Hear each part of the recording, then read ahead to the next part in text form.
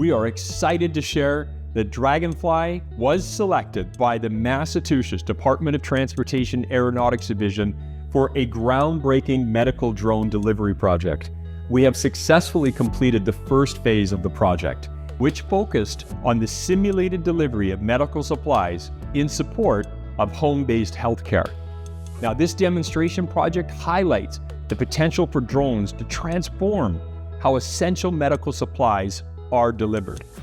These efforts also demonstrate a commitment to expanding drone operations to address critical transportation needs, including timely and cost-effective delivery of supplies for healthcare and emergency management across the Massachusetts Commonwealth.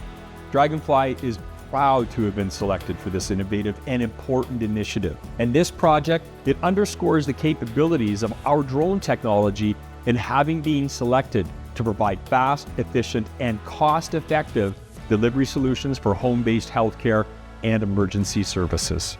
Our selection by the Massachusetts Department of Transportation highlights our capabilities in advancing public safety and healthcare.